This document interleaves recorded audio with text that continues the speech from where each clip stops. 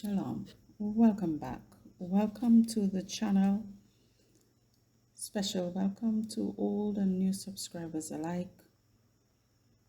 I'm Bernadine. So I want to share with you another vision or dream I had back in 2023. And this vision was uploaded back then, but I was given a strike by YouTube. So I had to redo and find ways of getting this message across, because I believe it is important for us to be in the loop as to what the Most High has revealed and is revealing. So on the 2nd of April 2023, I saw that a father had taken his two sons to a facility. These boys appeared to be not younger than ages 9 and 2 or 3 respectively. This facility appeared as the back of a trailer truck.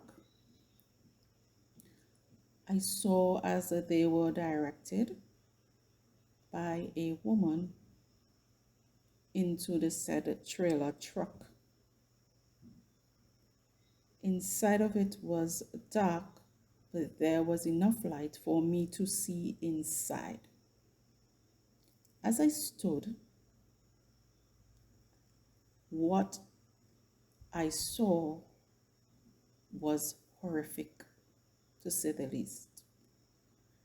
Brethren and friends, I cannot go into the details of this dream and the things that I saw, because as I said before, when I tried to upload it with the details, I was given a strike by YouTube.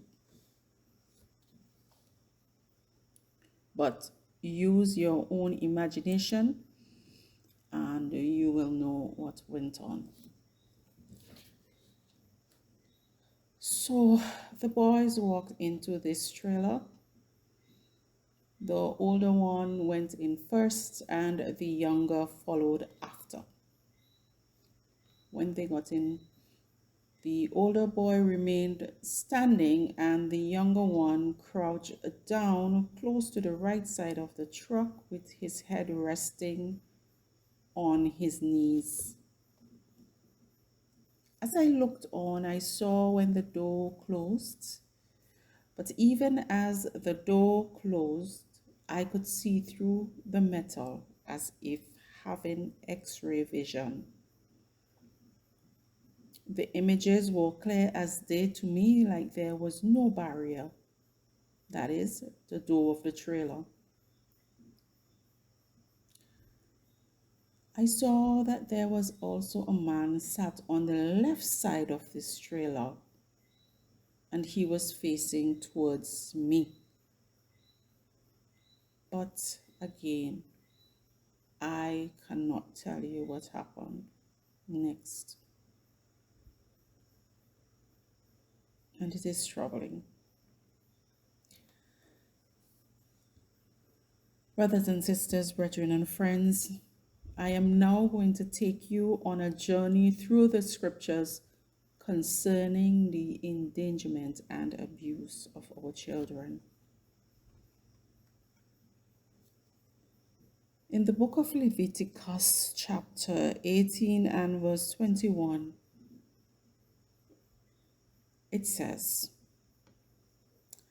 "And thou shalt not let any of thy seed pass through the fire to Molech, neither shalt thou profane the name of Yahuwah. I am Yahuwah." Allowing our children to be subjected to all forms of abuse is just as bad as passing them through the fire to be sacrificed to a pagan deity, to be sacrificed to Hasatan, to be taken into the arms evil. Brothers and sisters, it is abominable. Our children are to be allowed to enjoy their youth and not endure these evils.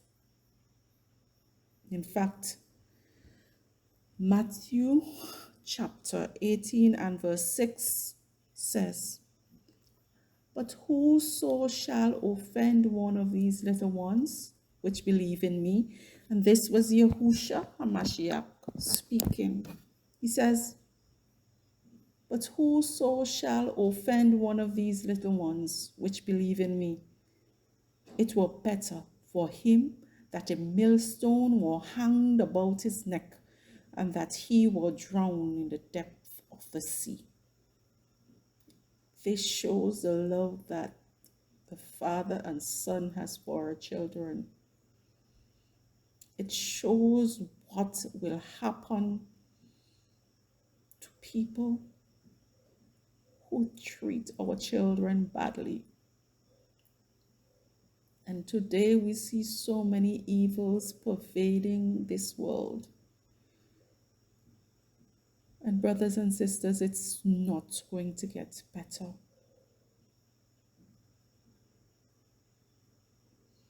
One of these key words in this scripture, Matthew 18 and verse 6, is offend. Another word for offend is hurt. The scriptures make it plain that if you were to offend or hurt a child, then it's better if you were dead. This is similar to what was said about Judas, who betrayed the Messiah. The judgment of these perpetrators of these heinous activities will come, and that they will not be pardoned.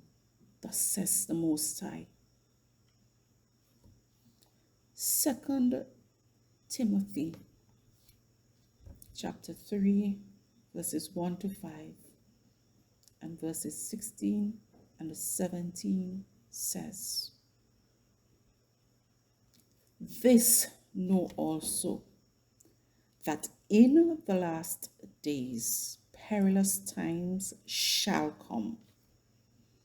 For men shall be lovers of their own selves, covetous, boasters, proud, blasphemers, disobedient to parents, unthankful, unholy, having a form of godliness, but denying the power thereof.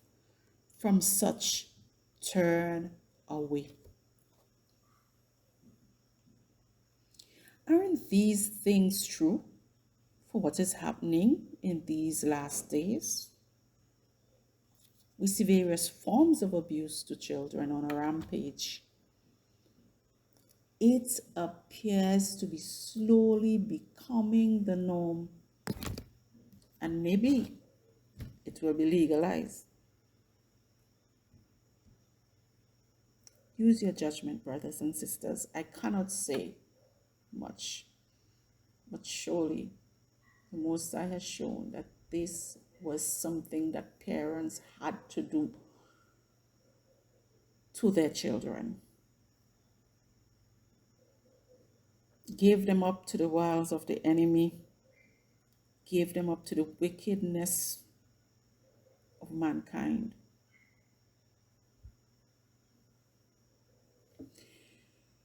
We also hear of schools all over the world introducing a type of education that reeks with perversion. They are subtly bringing these things in so that we become accustomed. They are normalizing them, or so to speak, so that we become numb to these abominations. These abominations that easily kindles Yahuwah's fury. Look at the rainbow-colored agenda confusing the minds of our children with what they should be, although they were already created in a particular way. Brothers and sisters, the world is only a step away from legalizing these things.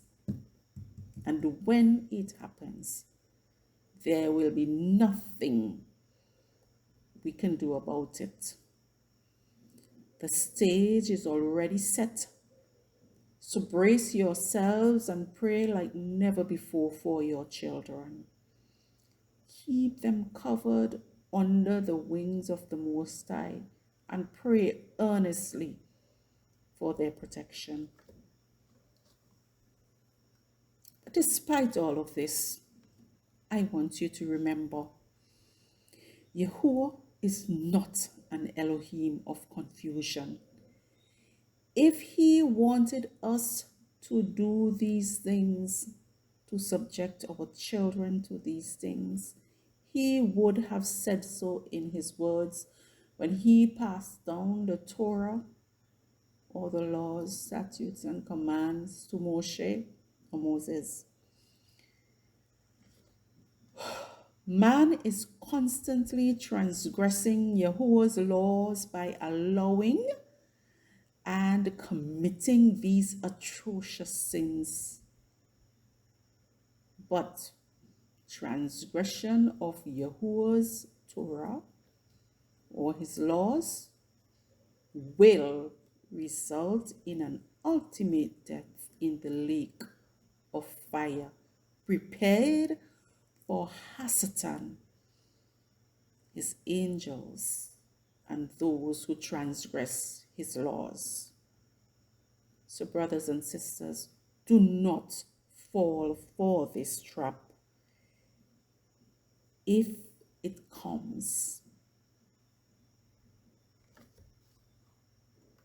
I would further go on to read the rest of 2 Timothy. And verse 4 says, without natural affection, truce breakers, false accusers, incontinent, fierce, despisers of those that are good. Verse 5 says, traitors, heady, high-minded, lovers of pleasures more than lovers of Yahuwah. Isn't this true of what is happening today, brothers and sisters? But guess what?